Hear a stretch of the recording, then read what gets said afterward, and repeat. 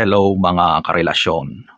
Nagtataka ba kayo kung bakit may mga tao na kahit alam nilang may asawa na ay pumapatol sila or yun ang gusto nilang makarelasyon? At ganun din sa mga may asawa na pero nakikipagrelasyon pa sa iba. So kung hindi mo alam ang tumatakbo sa utak ng mga ganitong tao, anong karakter ang meron sila, manood ka.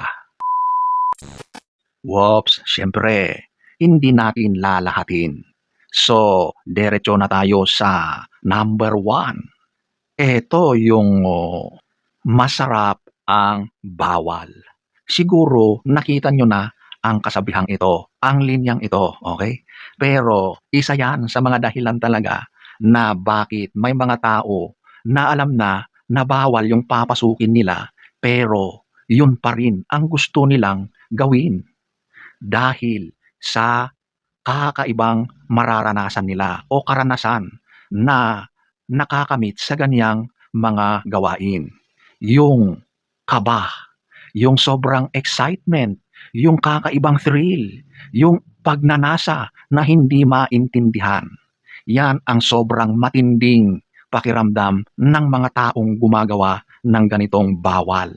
Number 2, ito yung likas lang talaga na mapaglaro. Ito na yung tinatawag na mga flirt, malalandi, mahaharot. Sadyang may mga tao talagang mahilig magpaakit, mangakit o magpapansin at nag-e-enjoy sila sa kanilang ginagawa. Talagang iba rin ang dalang kasiyahan sa kanila kapag ginagawa nila ang ganito. So dahil likas sa kanila ang ganito, hindi na nila napipigilan ang sarili nila. Okay? So kapag may nagustuhan sila, may natipuhan sila, go out sila. Wala silang pakialam kung mayroong masasaktan dyan, kung may asawa yan, kung ano man yung pwedeng mangyari kapag pinasok nila yung relasyon na ganyan. Number 3, ito yung kakaibang thrill. Yan yung hinahanap-hanap nila. Alam nyo ba yung alam mo na napakapanganib yung gagawin mo na maaring malagay ka sa sitwasyon na hindi ka nais-nais pero ginagawa nila dahil sa thrill na nararamdaman nila. So kahit bawal yan, talagang pinapasok nila yan dahil sa adrenaline rush na nakukuha nila. Sa ganitong mga relasyon kasi, sobrang matindi ang excitement na nakukuha nila kaysa kapag nandoon sila sa isang normal na relasyon. At ang pakiramdam ng ganito, nakaka-addict talaga. Number 4, ito yung pagkabagot sa buhay. Nako, talagang kapag wala ka talagang ginagawa, bored na bored ka, wala kang pinagkakaabalahan, diyan talaga pumapasok yung demonyo. Sa mga taong ganyan na wala nang ginagawa sa buhay, darating ang panahon na papasukin ka ng demonyo at gagawin mo ang mga bagay na ito.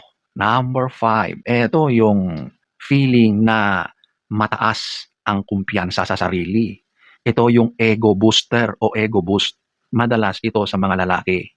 Sa mga lalaki, pakiramdam kasi nila, the more na marami silang babae, the more na mahaba ang listahan nila, kahit anong uri ng relasyon na yan, pakiramdam nila, poging-pogi sila.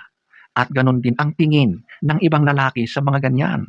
Pakiramdam nila, lalaking lalaki, nakakainggit, iniidolo ng iba. Pakiramdam ng mga taong gumagawa ng ganito ay mas angat sila sa ibang kalalakihan pagdating sa usaping pagiging tunay na lalaki. Number 6, ito yung siraulo. Literal na wala sa tamang pag-iisip. Alam nyo, may mga tao talagang ganito eh. Yung pakiramdam nila na yung mali na ginagawa nila ay tama. So, yung mga ganitong gawain para sa kanila ay normal lang. Kahit maling-mali, wala silang nararamdamang guilt. Okay? So, since ganun, yung perception nila sa ganong gawain, patuloy silang gumagawa ng ganitong napakasamang relasyon. Okay? Number 7, ito yung bangag.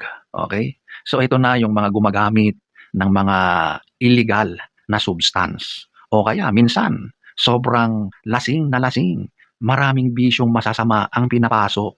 Kaya yung pag-iisip niyan ay wala na sa wisyo, okay? So ano pa ba ang aasahan mo sa ganyang tao kung ang utak niyan ay sunog na?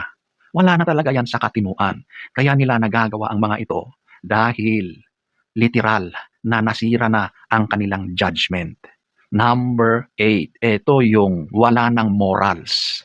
Sa mga ganitong mga tao ay talagang madalas ang ginagawa nila ay masama. Kahit anong sakit ang maidudulot ng kanilang ginagawa, wala silang pakialam.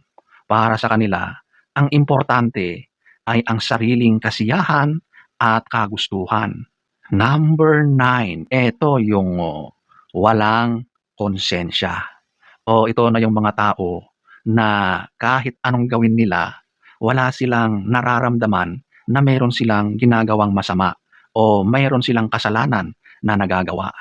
Kahit alam nila na mali, hindi nakakaramdam ng hiya o pagsisisi. So since wala silang konsensya, sigurado na karamihan ng mga masasamang gawain ay ginagawa nila. Ganon din sa mga relasyon.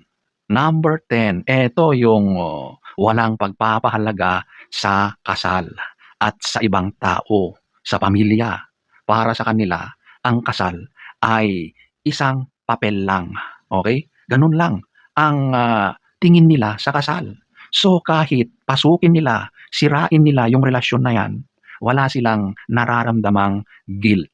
Okay lang sa kanila, wala silang pakialam.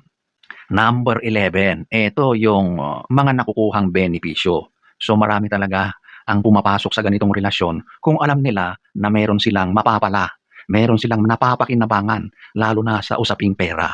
At napakarami ang pumapasok sa ganitong masamang, bawal na relasyon dahil sa ganitong kaisipan o mindset, okay? Masamang ugali.